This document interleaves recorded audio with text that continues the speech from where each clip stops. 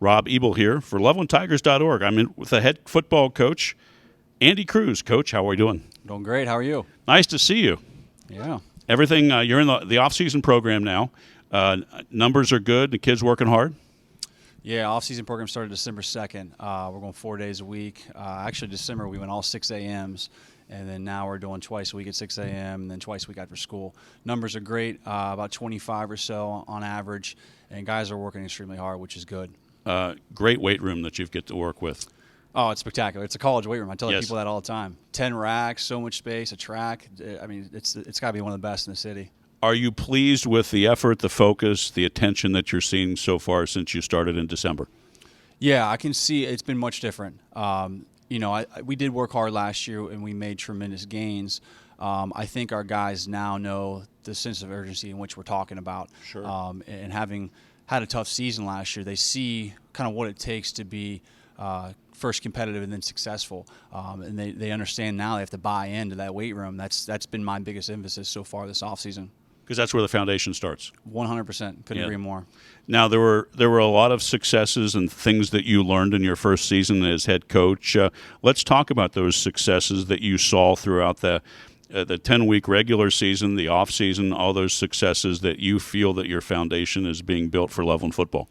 I mean, first-year head coach, learned a number of things, a lot of takeaways from the season. I think the biggest thing, and I emphasize this, I think my first interview with you was culture. That is the most important thing. I'm here to develop young men to reach their full potential, not just in football, but in the classroom, out in the community. And we're going to do our very best that we can in every way, shape, or form, whether it's, in the weight room, pushing them to do those extra reps, holding them accountable to be on time, and all those little things that we talk about, not just in a life play, lessons. Life lessons. I mean, that's kind of what I've learned. And I just understand now to stay true to my core values as a head coach and with this program in order to make sure those kids reach their full potential. Going into your second off season, do you feel, I'll use the term, things are slowing down a little bit? Because I'm sure when you were hired, things had to be really quick, and I'm guessing that things are a little slower this time around. Yes, I would say so. Back in February when I got hired, there were a number of things I had to do.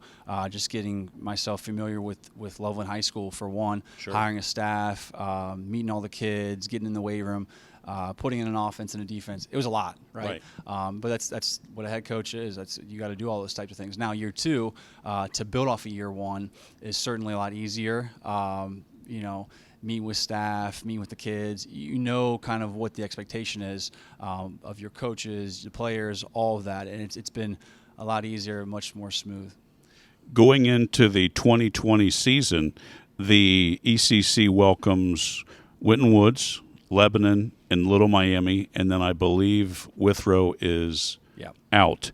Boy, that's a tough conference, Coach. I'll say this. I think our schedule is difficult. It's challenging. It's a good thing. We open up with Sycamore, then we play Princeton, then the ECC, like you said. I mean, every single week it's an absolute battle. There's no easy gimme games, which, it's a good thing, but it's tough, right? Emotionally and physically. Sure. But at the same time, it's what you want. If you want to be good, you're going to have to beat some good teams. So that's what it's all about. One of the things I noticed in covering Loveland Tiger football this last year were the crowds at the ECC games. Outstanding, no matter which week it was, whether it was Anderson or Kings or West Claremont or Milford, the crowds that came out for Friday night football in the ECC were outstanding. Oh, I couldn't agree more. I mean, I think this city in general, they love their high school football, right? And the ECC is no different. I think Loveland, they love their football. People come out to games. Best pregame in high school sports. Oh, there's no question, right? You got fireworks, big flags. I mean, there's nothing better. But yeah, so that's what you want in high school football, right? You want to play in front of great crowds. You want to expose your kids to those types of environments. So we love it. We embrace it, and we're excited about it again this year. Sounds great. So how long does the off-season training go, and then when do you transition kind kind of into a summer mode and all that kind of things? Yeah, great question. So right now we're in the thick of it with the off season. We're lifting 4 days a week. We're doing agilities, running a little bit twice a week. We'll slowly start transitioning more and more to the field come March, April, and May. Once June hits, we're on the turf quite a bit, as well as lifting once again. And then July, we'll start our camp days. We get 10 camp days. We'll have some 7-on-7s in there. Perfect. And then August 1, we get it rolling again with 2 days.